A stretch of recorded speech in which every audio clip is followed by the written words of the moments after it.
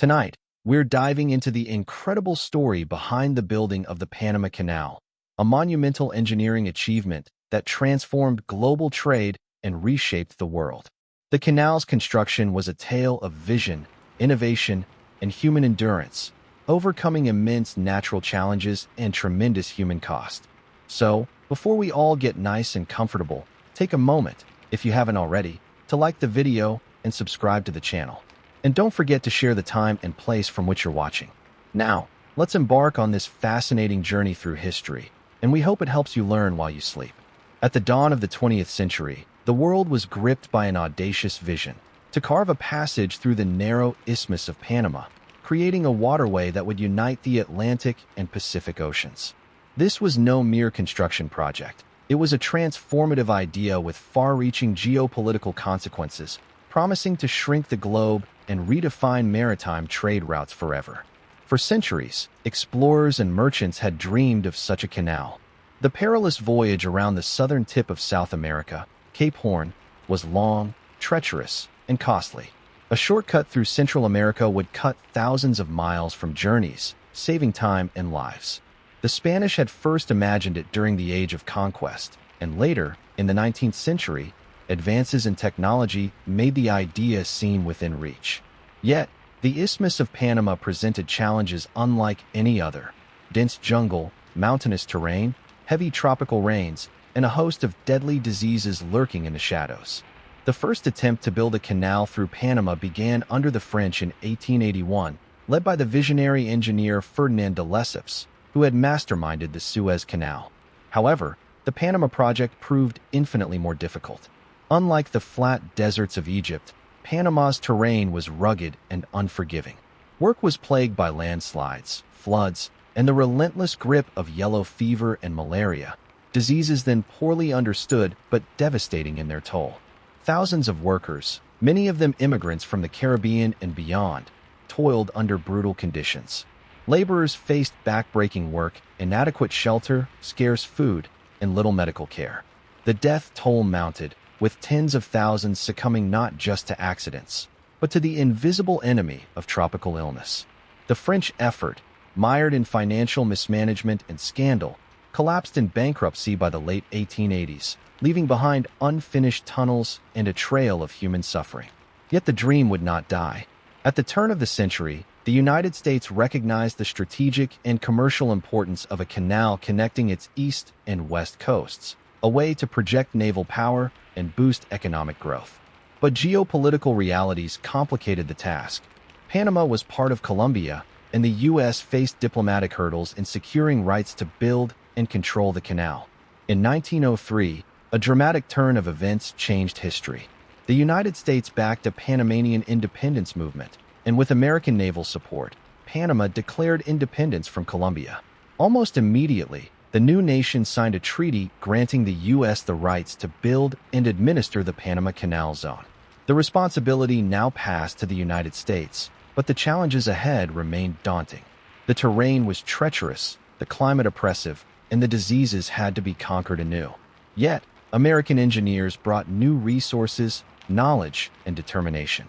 They rethought the project's design, opting for a lock-based canal instead of a sea-level passage. This approach allowed ships to be lifted and lowered through a series of massive locks, bypassing the mountainous interior. The scale of the undertaking was unprecedented. The American effort mobilized tens of thousands of workers from all corners of the world, including Caribbean islanders, European immigrants, and local Panamanians. Camps and towns sprang up in the jungle, connected by railways and roads carved through the dense foliage. But with progress came hardship. Workers faced blistering heat, torrential rains, and perilous working conditions. The machines were enormous and temperamental. Steam shovels, dredges, and dynamite blasts reshaped the landscape daily. Accidents were common, and fatigue and despair often shadowed the workforce. Yet, alongside the physical and mechanical challenges, it was the invisible battle against disease that defined the canal's human cost. Dr. William Gorgas, a key figure in the project, applied groundbreaking sanitary measures based on the discovery that mosquitoes transmitted yellow fever and malaria. Drainage, fumigation, and mosquito control dramatically reduced illness and death, turning once lethal conditions into a manageable risk.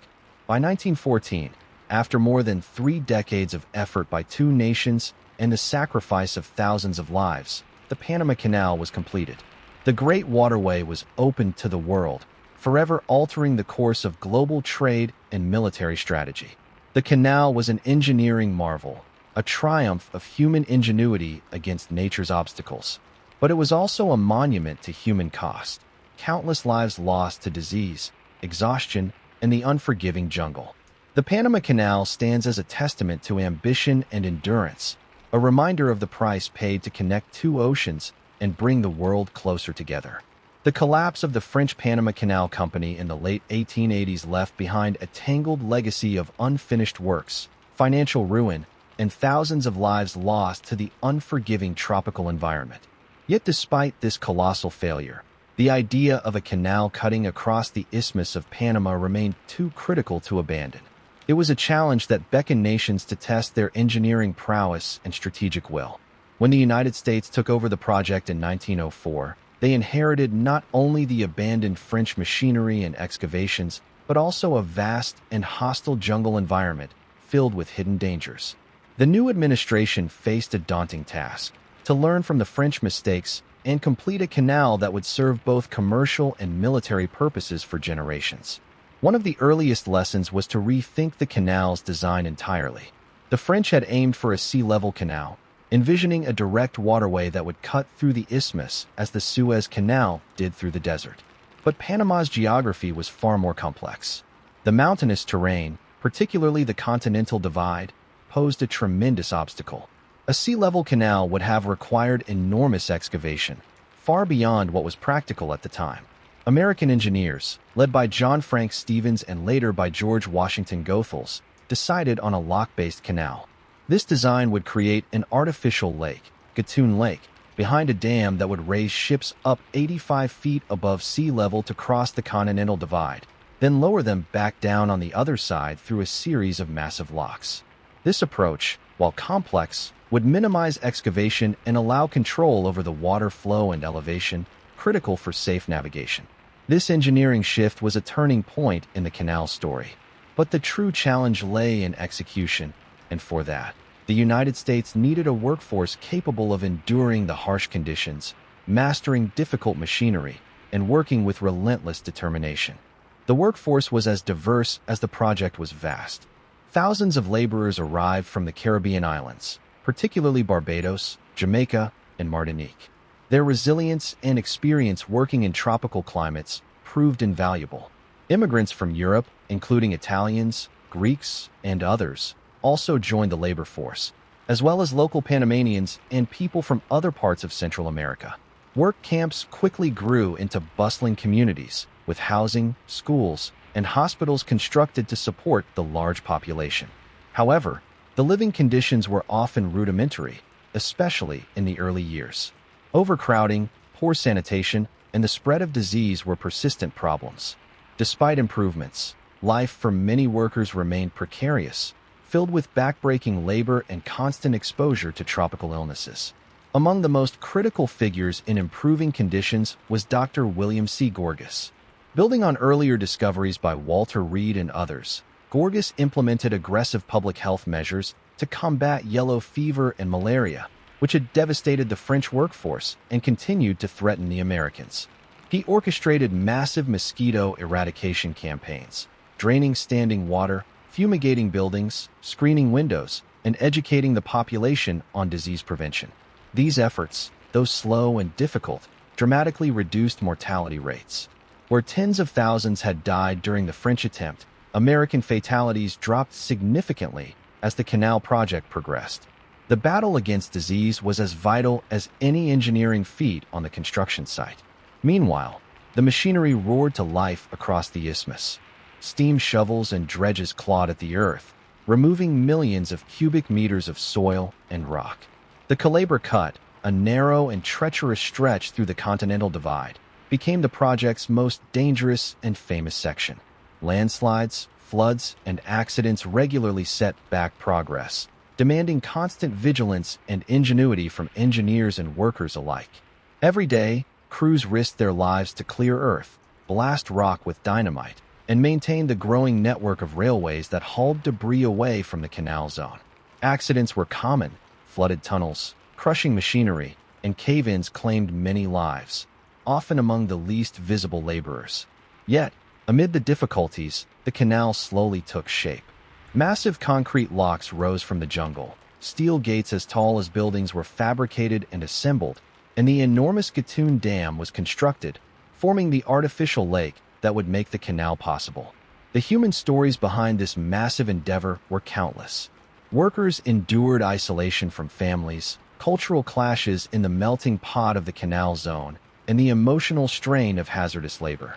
The canal was a microcosm of early 20th century global migration and industrialization, a place where ambition met hardship daily.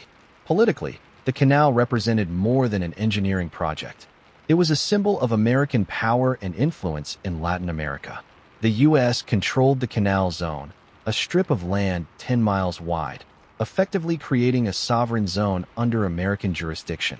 This control generated tensions with Panama and other nations, planting seeds of resentment that would echo for decades. Yet, despite controversies, the Panama Canal stood as a testament to human innovation and determination. The completion of the canal in 1914 marked the end of one of the most ambitious and challenging construction projects ever undertaken, but its story was far from over. It was a monument built on both incredible engineering triumph and profound human sacrifice. The Isthmus of Panama was not just a narrow strip of land separating two oceans. It was a living, breathing wilderness that resisted human intrusion at every turn. The dense tropical jungle cloaked the terrain in an impenetrable green shroud, hiding myriad dangers: venomous snakes, jaguars, poisonous insects, and most lethal of all, the microscopic carriers of deadly diseases. For those who labored to build the canal, the jungle was an adversary as formidable as the mountain itself. Sweltering heat and relentless humidity wore down bodies and spirits. Torrential rains turned trails into quagmires and rivers into raging torrents, frequently flooding work sites and washing away months of labor. The early days of the French effort had been marred by a catastrophic lack of understanding about the tropical environment. Workers were exposed to unsanitary conditions, stagnant water pools, and rampant mosquito infestations. Yellow fever and malaria spread like wildfire, wiping out crews with grim regularity. The French engineers and administrators had no idea why so many workers fell ill or how to stop it.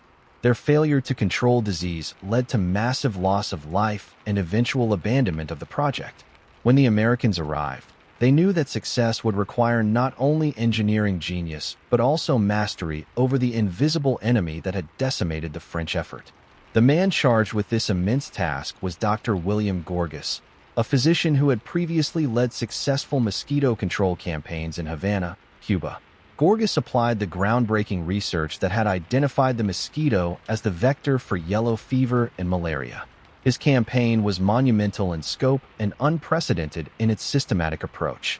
Instead of treating the sick, the focus shifted to prevention, eliminating mosquito breeding grounds by draining swamps, filling in stagnant pools, installing window screens, and fumigating buildings and work areas. The campaign faced skepticism and resistance at first. Many workers and officials doubted that mosquitoes could cause disease, and the effort required substantial labor and expense. But slowly, the results became undeniable. Yellow fever, once rampant, was virtually eradicated in the canal zone within a few years. Malaria rates also dropped significantly, though it remained a persistent challenge. Gorgas's success transformed the canal project. Where before the jungle had seemed an insurmountable obstacle, it now became a manageable environment. The workforce stabilized as death rates fell and morale improved.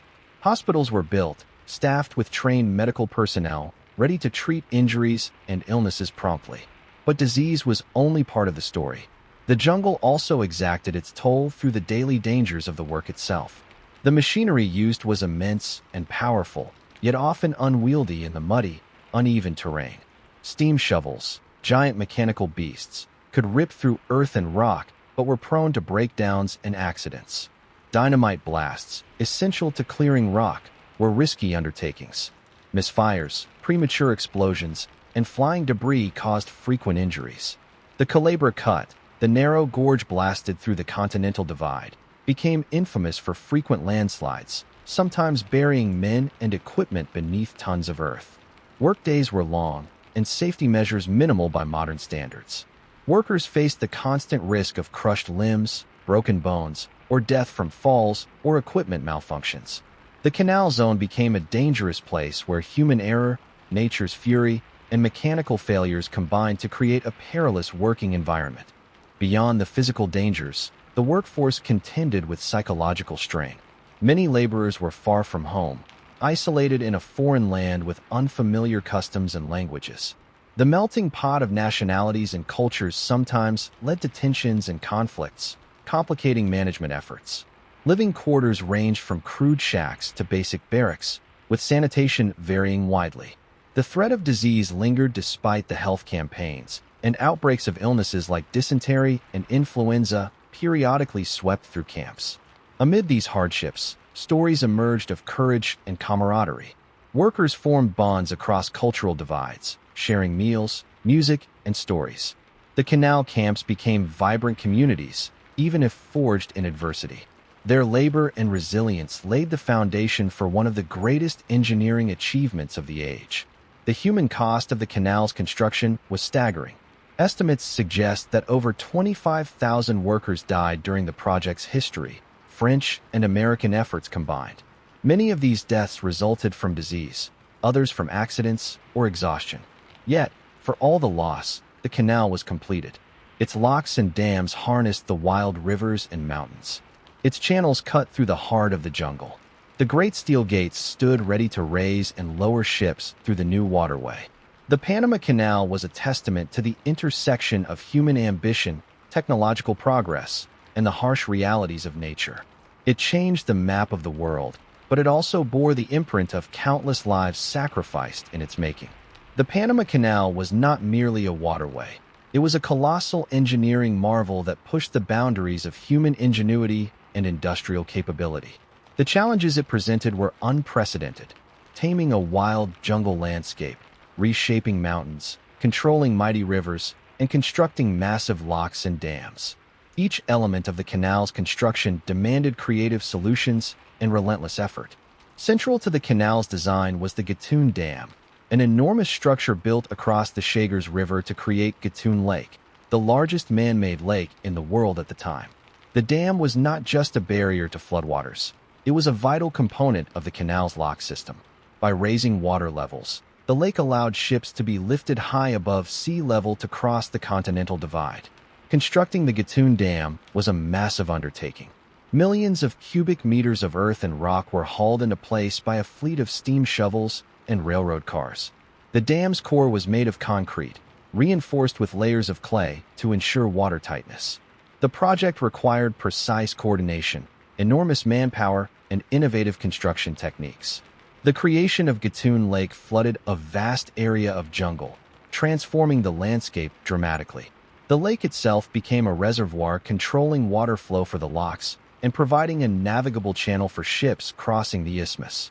Its ecological impact was significant, submerging forests and altering local habitats forever. Equally impressive were the canal's locks, enormous chambers with steel gates taller than many buildings.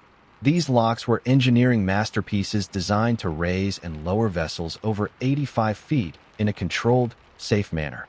Each lock could accommodate the largest ships of the time, a testament to foresight and planning. The locks operated using gravity-fed water. When a ship entered a lock chamber, massive valves opened to let water in or out, raising or lowering the ship to the next level.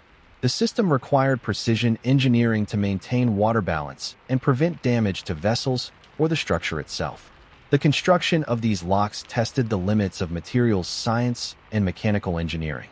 Steel for the gates was forged and transported from around the world. Hydraulic machinery, pumps, and valves had to function flawlessly in the humid, corrosive environment of the tropics.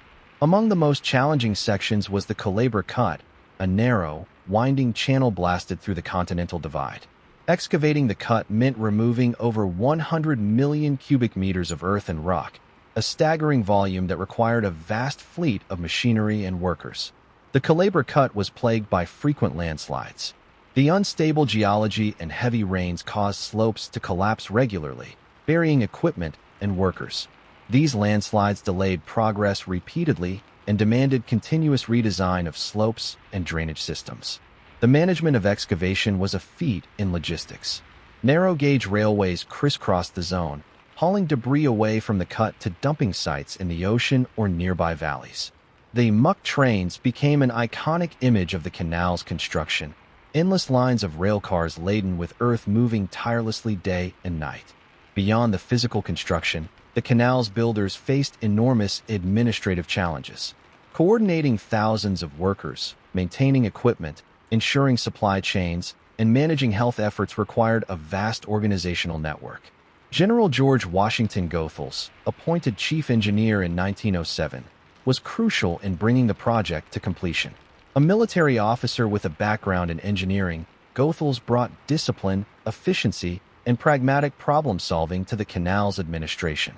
He implemented strict safety protocols, improved worker housing and sanitation, and maintained rigorous schedules. His leadership helped to overcome the technical and human obstacles that threatened to derail the project. Under his watch, the canal advanced steadily despite the harsh climate, unpredictable terrain, and immense technical demands. As the canal neared completion, the world watched in awe. The scale of the project was staggering. Over 170 kilometers of channel, 3 giant locks, 1 dam, and a man-made lake, all completed in less than a decade of American effort after the failed French attempt. The canal was not just a triumph of engineering, but also a symbol of modern industrial capability and international power. It reshaped global trade by cutting travel time for ships by thousands of kilometers and changing naval strategy forever. Yet behind the grandeur of concrete and steel lay the untold stories of those who built it. Men who labored in heat and danger, who faced disease and death, and whose sacrifices carved a path through the jungle for the world to pass. Behind the gleaming locks and thunderous machinery of the Panama Canal lay a profound human story, one marked by sacrifice, suffering, and resilience. The grand engineering feat was forged not only by steel and concrete, but by the sweat and blood of tens of thousands of workers, many of whom paid with their lives. From the earliest days of the French effort, the canal project was a magnet for workers seeking opportunity, adventure, or simply survival. Laborers came from the Caribbean, Europe, Asia, and the Americas. For many, the canal zone represented a chance to earn wages far beyond what was possible at home. Yet, the reality that awaited them was brutal. The labor camps reflected the era's racial and social hierarchies. Workers were often segregated by nationality and ethnicity. Caribbean laborers, who formed the backbone of the workforce, frequently endured the most dangerous and grueling tasks, while European immigrants and American supervisors occupied relatively privileged positions. These divisions created tensions, but also forged complex, multicultural communities. The working conditions were relentless. Under the sweltering sun and through torrential downpours, men operated colossal machines, laid tracks, handled explosives, and shoveled earth. Long hours of exhausting labor left many physically drained and vulnerable to accidents. Accidents were a grim constant. Machinery malfunctions, dynamite explosions, falls, and crushing incidents were tragically common. Medical care, while improved from the French era, was still limited, and many injuries proved fatal or resulted in permanent disability. However, it was disease that exacted the heaviest toll. Malaria and yellow fever were relentless killers in the canal zone, decimating the workforce in waves. Before Dr. William Gorges's interventions, death rates were catastrophic, especially among the French workers. Gorges's mosquito eradication efforts drastically reduced fatalities but did not eliminate the threat entirely. Even as the canal neared completion, outbreaks of malaria, dysentery, and other tropical diseases continued to claim lives. The human cost extended beyond mortality. Workers often lived far from their families, enduring loneliness and uncertainty. The cultural dislocation and harsh environment weighed heavily on their mental well-being. Many faced language barriers and social isolation, further compounding the challenges. Despite this, moments of community and celebration punctuated the toil. Workers built churches, social clubs, and schools. Music, food, and religious observances helped preserve cultural identity and offered solace amid adversity. In these shared spaces, bonds were formed across divides, creating a mosaic of human experience against the backdrop of monumental engineering.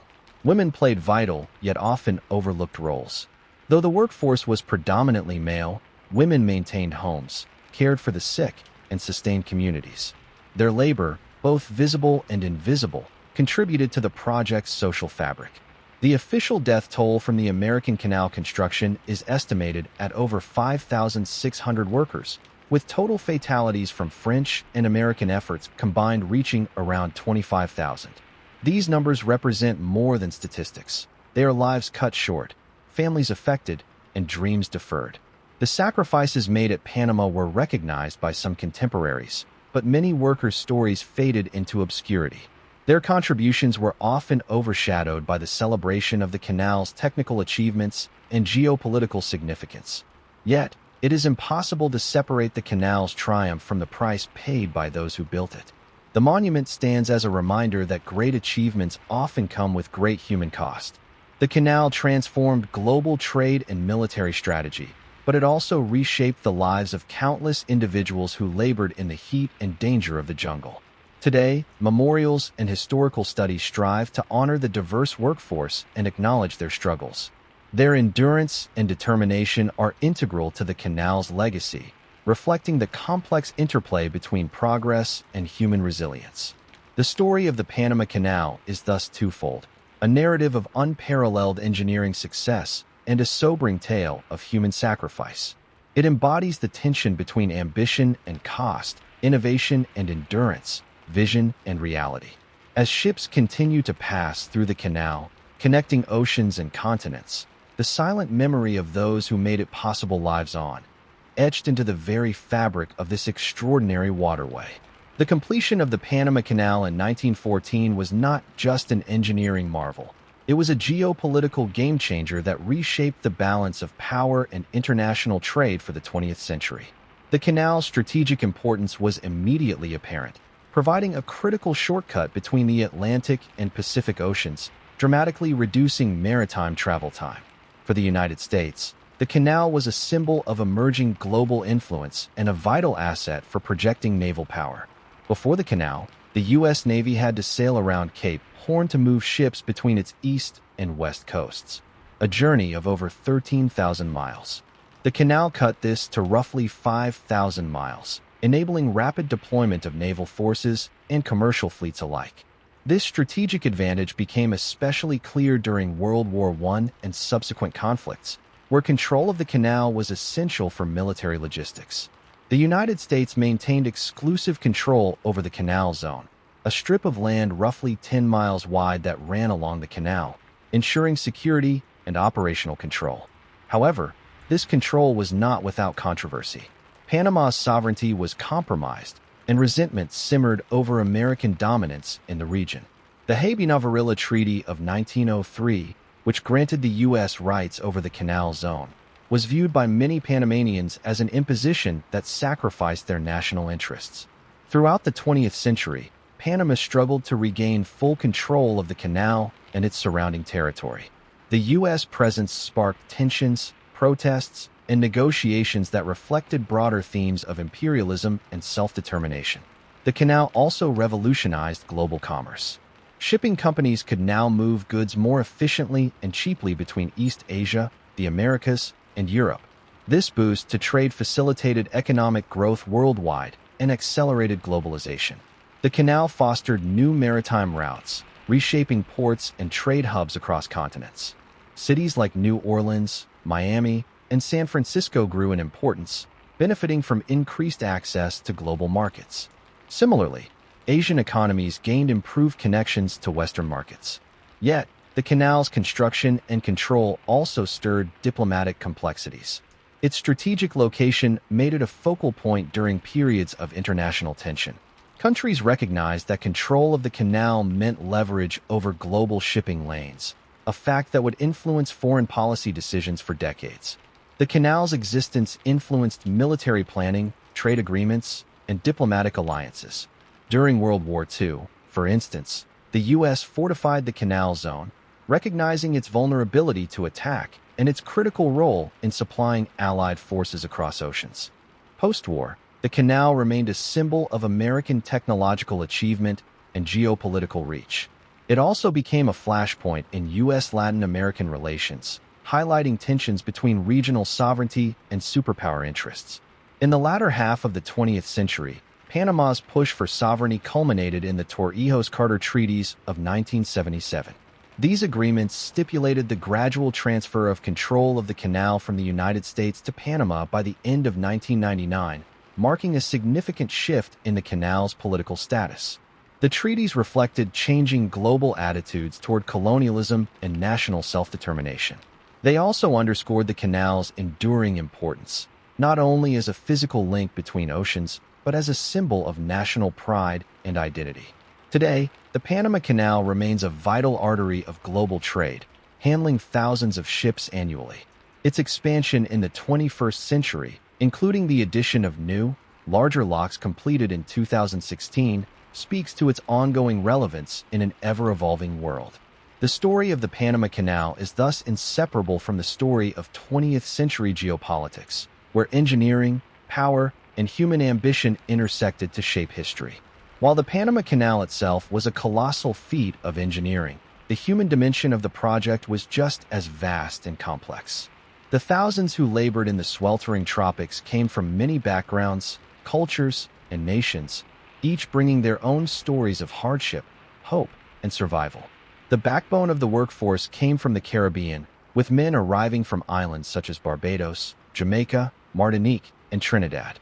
These laborers were accustomed to tropical climates and physically demanding work, making them invaluable to the canal effort. Many had initially been recruited during the French attempt and were rehired by the Americans. They lived and worked under grueling conditions, facing long hours, low wages, and a harsh social hierarchy. European immigrants made up another significant portion of the workforce, including Italians, Greeks, and Frenchmen, drawn by the promise of employment and opportunity. While often assigned to skilled or supervisory roles, they too endured challenging living conditions and cultural dislocation. Local Panamanians were involved as well, though often marginalized in favor of foreign laborers. Their connection to the land was deep, but economic and political realities limited their participation in the most demanding and lucrative jobs. The workers' lives were shaped by more than just the physical labor. The Canal Zone became a mosaic of languages, religions, and traditions. Work camps were segregated by race and nationality, reflecting the social attitudes of the era. Caribbean laborers were often housed separately from Europeans and Americans, with disparities in facilities, healthcare, and wages reinforcing divisions. Despite these challenges, the workers created vibrant communities. Churches, social clubs, and mutual aid societies flourished. Music and dance, food and storytelling helped preserve cultural identities and provided respite from the daily grind. Yet, the specter of disease cast a long shadow. Even with Dr. Gorgas's mosquito control measures, workers faced ongoing health risks. Malaria remained endemic, and outbreaks of other illnesses were common. Hospitals and clinics were stretched thin but provided essential care. The dangers of the work site itself were ever present. Accidents involving heavy machinery, falling debris, and explosives claimed many lives. Safety standards, while improved over the French era, were still rudimentary by modern measures. Workers faced not only physical hazards but also psychological stresses, isolation from family, fear of injury or death, and the pressures of intense labor. Women, while less visible in official accounts, played critical roles in sustaining families and communities.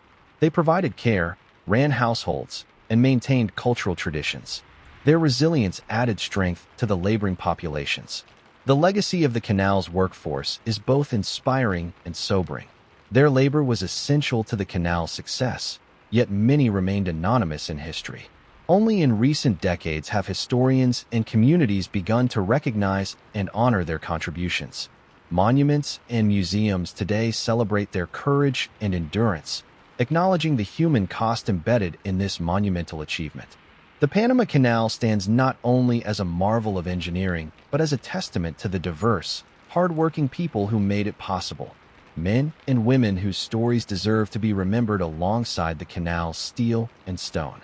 The completion of the Panama Canal marked a turning point in human history, not only for its immediate impact on trade and military strategy, but also for the lessons it left behind in engineering, public health, and international relations. The canal stood as proof that even the most daunting natural barriers could be overcome with determination, innovation, and coordination on a massive scale.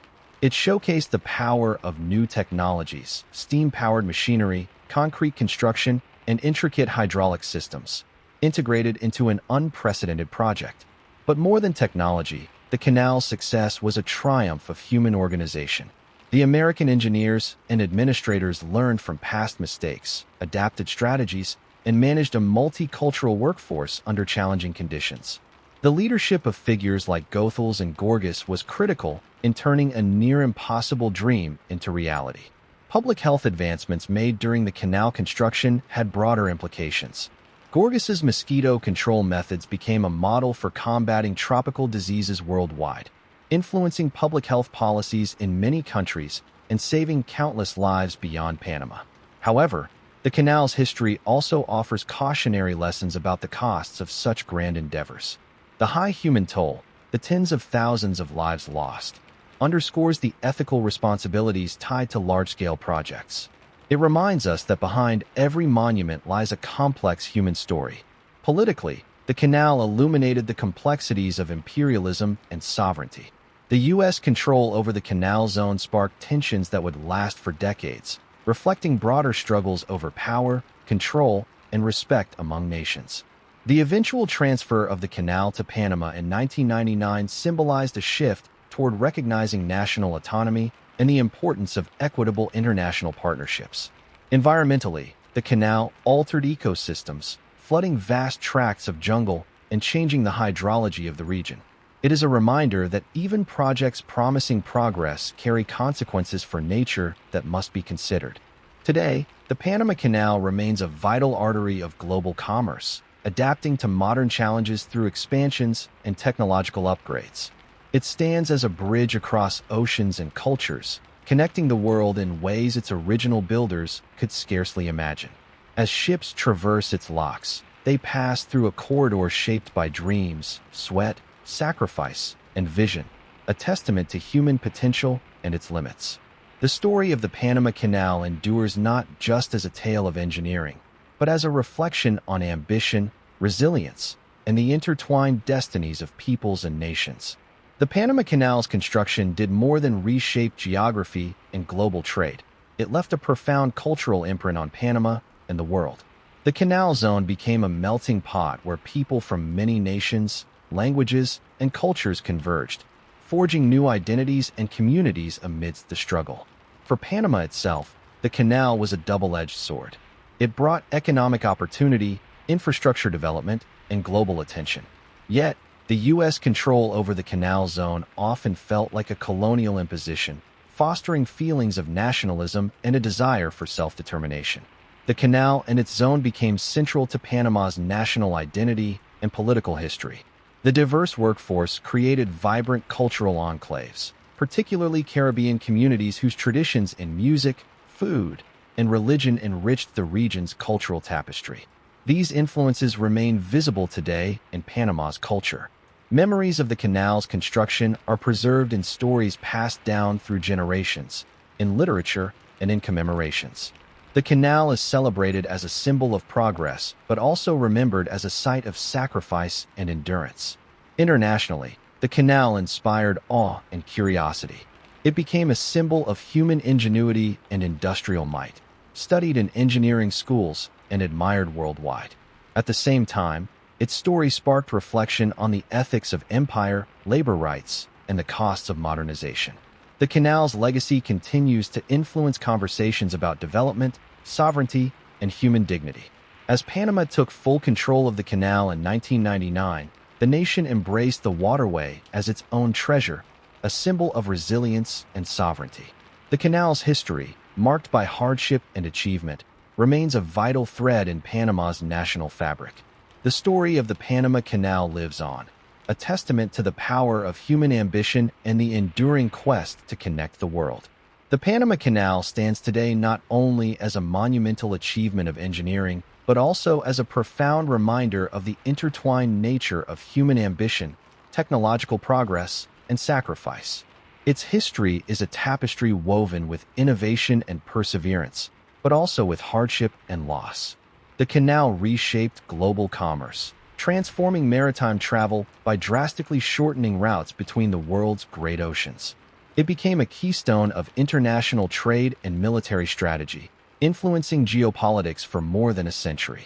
Yet, behind the steel gates and concrete walls lies the story of thousands of men and women whose lives were forever altered by the canal's construction. Their stories are often untold, but no less important. Laborers from distant lands toiled in the sweltering jungle, facing disease, exhaustion, and danger. Their sacrifices made possible the waterway that continues to serve millions each year. The engineering challenges faced were immense, pushing human knowledge and creativity to new heights. The solutions developed, from the lock system to disease control, set standards for future infrastructure projects worldwide. Politically, the canal's legacy is complex. The U.S. assertion of control over the canal zone reflected the era's imperialist dynamics, provoking conflict and negotiations that lasted decades. The eventual transfer of the canal to Panama marked a new chapter, affirming the importance of sovereignty and respect in international relations. Environmental impacts remind us that human progress must balance with stewardship of nature. The flooding of vast areas and alteration of ecosystems left lasting marks on the land. Today, the Panama Canal continues to evolve, embracing new technologies and expansions to meet the demands of modern shipping. It remains a vital artery in the global economy and a symbol of human ingenuity. Reflecting on the Panama Canal story, we see more than an engineering marvel. We see a testament to resilience, cooperation, and the human spirit's capacity to dream, endure, and transform the world, often at great cost. The canal is a living monument, carrying not only ships but the memory of countless lives and the hopes of generations, forever bridging oceans and connecting humanity. In the mid-19th century, the world was on the cusp of profound change. The age of exploration had long passed, but a new kind of connectivity beckoned, one forged not by sails and oars, but by iron, steam, and human ingenuity. At the heart of this transformation was a daring vision: to create a waterway linking the Mediterranean Sea to the Red Sea, cutting across the Isthmus of Suez. This would forge a direct maritime passage between Europe and Asia, radically shortening sea routes and reshaping the global balance of trade and power. The idea of a canal through the Isthmus of Suez was not new. For centuries, traders and rulers had contemplated the possibility. Ancient Egyptian texts, and later Roman records, hinted at attempts to connect the Nile to the Red Sea. But these early ventures were limited by technology and scope. By the 19th century, the prospect of a modern canal was tantalizingly within reach, yet still fraught with challenges. Ferdinand de Lesseps, a French diplomat and entrepreneur, became the canal's most fervent advocate. His vision was sweeping: a sea-level canal with no locks, allowing ships to pass through vast stretches of desert with ease. De Lesseps' charm and diplomatic skill secured the backing of Said Pasha, the Viceroy of Egypt, as well as international investors eager to capitalize on the promise of this new artery of commerce. The Suez Canal Company was established in 1858, tasked with turning vision into reality. The scale of the undertaking was daunting. The canal would span approximately 120 miles, 193 kilometers, through arid desert terrain, requiring massive excavation and the transport of millions of cubic meters of sand and rock. From the outset, the project demanded a blend of traditional labor and emerging technology. Tens of thousands of workers, primarily Egyptian peasants conscripted by the government, were employed to dig by hand using simple tools. Conditions were harsh: blistering heat, scarce fresh water, and frequent sandstorms that threatened to bury progress under drifting dunes. The health of the workforce was a constant concern. Outbreaks of cholera and other diseases swept through camps, taking thousands of lives. The combination of physical exhaustion, poor sanitation, and limited medical knowledge made this one of the most challenging labor environments of its time. Despite these hardships, progress continued. Advances in steam-powered dredgers and excavators revolutionized the work, gradually reducing reliance on manual labor. These machines carved deeper channels, removed shifting sands, and helped maintain the canal's depth. Throughout construction, de Lesseps navigated political and financial obstacles. His ability to secure international investment, manage a multinational workforce, and maintain support amid skepticism was vital. Yet criticism mounted as the project's costs soared and setbacks multiplied. As the canal neared completion in 1869, its significance was unmistakable. The world awaited a new era where maritime trade could flow faster and more efficiently between continents. The canal promised to transform economies, bolster empires, and connect cultures in unprecedented ways. When the Suez Canal officially opened on November 17, 1869, it was a triumph of engineering and human will. Ships no longer had to journey around Africa's Cape of Good Hope, saving thousands of miles and weeks of travel. The canal became a vital artery for global trade and strategic military movement. Yet, the canal's story was only beginning. Its construction had forever altered Egypt's landscape and society, introduced new geopolitical dynamics, and sparked debates about imperialism and sovereignty. The canal stood as a symbol of modern progress, but also a reminder of the complexities and costs intertwined with such monumental change. The construction of the Suez Canal was a vast and complex engineering endeavor, one that required not only technical innovation, but also the perseverance of a vast labor force confronting harsh realities daily. Unlike the Panama Canal, which had to contend with mountainous terrain and complex lock systems, the Suez Canal was a sea-level passage stretching across the desert, yet the challenges were no less formidable. Stretching approximately 120 miles through the arid sands of the Sinai Peninsula, the canal's path was carved across shifting dunes and rocky plains. The desert environment posed extreme conditions, scorching heat, minimal rainfall, and powerful sandstorms that could bury excavation sites overnight.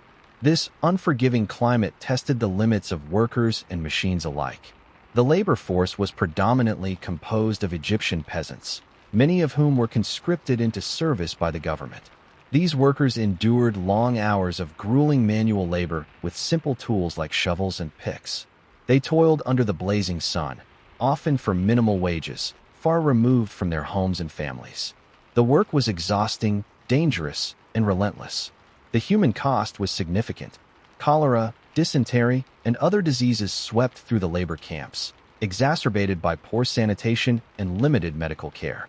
Thousands of workers lost their lives, their sacrifices largely unrecorded but integral to the canal's completion. Their physical toil was the backbone of this monumental project. The initial phases of excavation were almost entirely manual, but as the project progressed, technological innovations began to change the scale and pace of work. The introduction of steam-powered dredgers and excavators brought mechanization to the forefront. These machines could remove sand and silt more efficiently, allowing for deeper channels and improved maintenance. These technological advances marked a turning point. The combination of human labor and industrial machinery exemplified the Industrial Revolution's reach into the farthest corners of the globe. Yet, even with machines, the shifting desert sands demanded constant vigilance, with crews continually clearing sand that threatened to fill the canal. Engineering solutions extended beyond digging. The canal's design required careful consideration to manage water flow, prevent erosion, and maintain navigability. This involved creating feeder channels, regulating water levels, and constructing port facilities at both ends of the canal. Ferdinand de Lesseps, overseeing the project, faced not only engineering challenges, but also political and financial obstacles. The canal's escalating costs and the health crises among workers fueled skepticism and criticism from investors and governments. Yet de Lesseps' diplomatic skill and determination kept the project moving forward. As the canal neared completion, its impact was already being felt. Maritime trade routes were recalibrating, and the economic potential of the canal was undeniable. Once opened, it would dramatically reduce travel time between Europe and Asia, shifting the dynamics of global commerce. The opening ceremony in 1869 was a grand affair, attended by dignitaries from around the world. The canal was hailed as a triumph of human ingenuity and international cooperation. Yet, beneath the celebration lay the complex realities of a project built on the sweat, sacrifice, and resilience of thousands of laborers facing unimaginable hardships.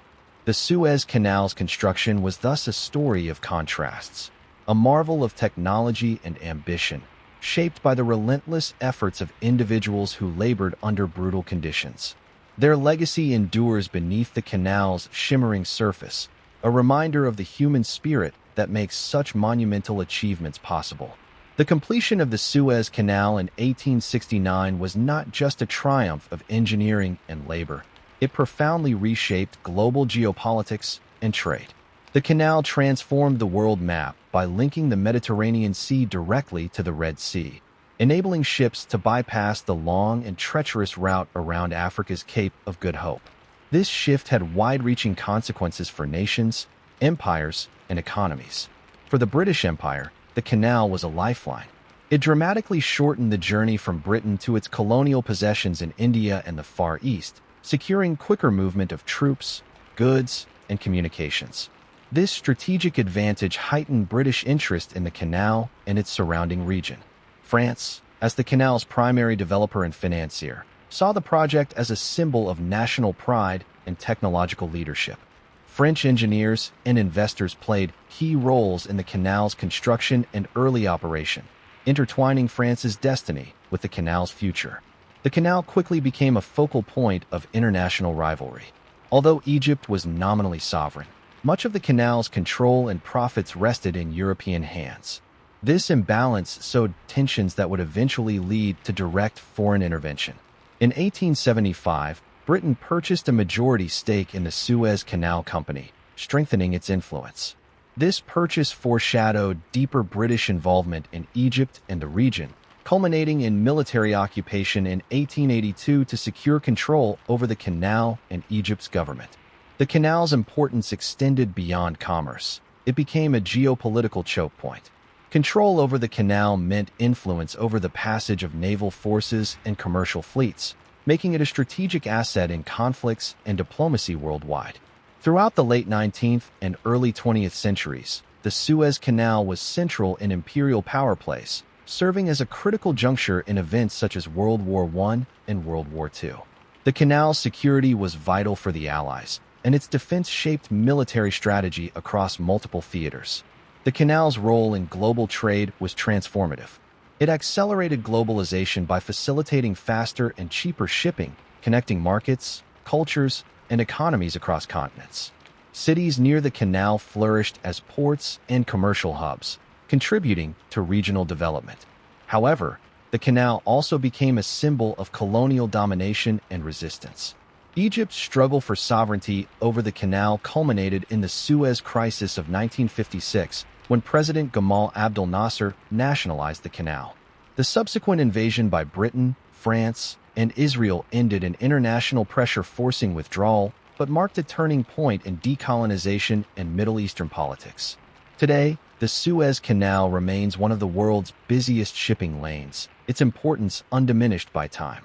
Modern expansions and technological upgrades continue to enhance its capacity, enabling it to accommodate the largest container ships and sustaining its role as a vital link in global trade.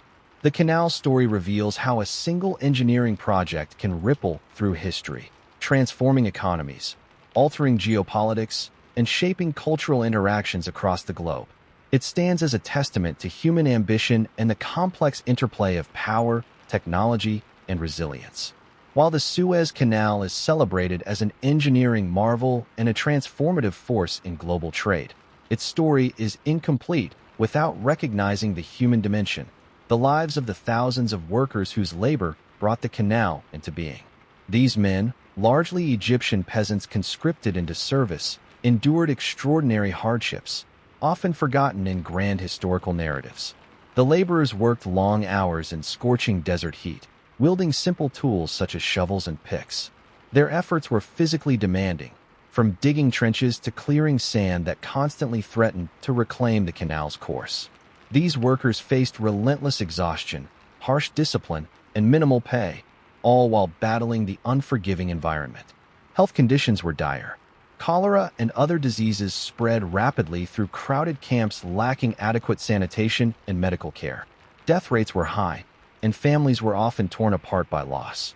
The sacrifices of these workers remain an unspoken testament to the canal's construction. Yet, amid adversity, these workers created communities. They developed social bonds, shared traditions, and fostered resilience. Their cultural contributions endure, influencing the region's social fabric beyond the canal's banks. The canal also brought economic changes to Egypt, introducing new infrastructure, trade opportunities, and international attention. However, these benefits were unevenly distributed, with much of the canal's profit flowing to European investors and colonial powers. Political tensions simmered as Egyptian nationalists sought control over their land and resources. The canal became a symbol of foreign domination, but also of modernity and progress. Its construction accelerated Egypt's integration into the global economy, with all the complexities that entailed. Over time, the Suez Canal's legacy evolved. It inspired other monumental engineering projects worldwide, demonstrating the potential of human collaboration and technological advancement. The canal's opening ushered in a new era of maritime navigation and international commerce. Today, the canal remains vital to global trade, accommodating ever larger ships and adapting to new challenges. Its ongoing operation honors the vision and toil of those who built it, a living monument to human determination and innovation. The story of the Suez Canal is a tale of contrasts, of deserts transformed, empires linked, and cultures connected, of ambition and sacrifice, technology and toil. It reminds us that great achievements are built on the backs of countless individuals, whose stories deserve recognition alongside the grandeur of the canal itself. The story of the Suez Canal is inseparable from the political struggles that defined Egypt and its relations with imperial powers. While the canal was constructed on Egyptian soil, its control became a focal point of international tension and a symbol of foreign influence. From the canal's inception, much of the ownership and profits were in the hands of European investors, primarily French and British. Egypt, burdened with debt and political instability, found itself increasingly overshadowed by foreign powers. This imbalance fueled resentment and nationalist movements seeking greater Egyptian sovereignty. Britain's strategic interest in the canal was immense. The passage was vital for securing faster routes to India and its colonial holdings in Asia. In 1875, Britain purchased a controlling share in the Suez Canal Company, cementing its influence over the canal's operations. This acquisition presaged Britain's military occupation of Egypt in 1882, justified by the need to protect the canal and stabilize the region. British control lasted for decades, shaping Egypt's political landscape and economic development. While infrastructure improved, Egyptian autonomy was curtailed and nationalist sentiments grew stronger. The canal became a stage for larger geopolitical struggles in the 20th century. During World War I and World War II, the canal's defense was paramount for the Allied forces. Its security influenced military campaigns and diplomacy. Post-World War II, the winds of decolonization swept through the region. Egypt's struggle for full sovereignty intensified, culminating in the 1952 revolution that ended the monarchy and led to Gamal Abdel Nasser's rise to power. In 1956, Nasser nationalized the Suez Canal, asserting Egyptian ownership and control. This move sparked the Suez Crisis, where Britain, France, and Israel launched a military intervention to regain control. International pressure, especially from the United States and the Soviet Union, forced a withdrawal, marking a turning point in post-colonial geopolitics. The crisis symbolized the decline of European colonial influence and the assertion of national self-determination. Egypt's control over the canal was fully recognized in subsequent years, affirming its sovereignty. Today, the Suez Canal is operated by the Egyptian government and remains a critical national asset. Its political history is a testament to the complex interplay of empire, nationalism, and global power, a story as turbulent as the canal's shifting sands. More than 150 years after its completion, the Suez Canal remains one of the most vital waterways in the world. Stretching about 120 miles through Egypt's northeastern desert, it continues to serve as a critical artery for international maritime trade, connecting Europe, Asia, and Africa in a way that few other passages can. The canal's importance lies not only in its ability to dramatically shorten shipping routes, but also in its role as a geopolitical and economic linchpin. Nearly 12% of the world's trade passes through the canal annually, including energy supplies like oil and liquefied natural gas, consumer goods, and raw materials.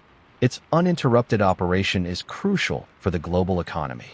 Over the years, the canal has undergone several expansions and technological upgrades to accommodate larger vessels and increase traffic. One of the most significant projects was completed in 2015 with the opening of the new Suez Canal, a parallel channel that allows two-way traffic and significantly reduces transit times. This expansion reinforced Egypt's commitment to maintaining the canal's competitive edge and economic viability. The Suez Canal Authority, the Egyptian state-owned entity responsible for operating the waterway, manages the canal with modern navigation systems, pilot services, and continuous dredging to keep the canal deep and safe. These efforts ensure that even the largest container ships, oil tankers, and cruise liners can transit the canal efficiently. The canal also remains a focal point in international diplomacy and security. Its strategic location has made it a key consideration in global military strategy and regional politics. Ensuring the canal's security and stability is a priority not just for Egypt, but for the world's major powers.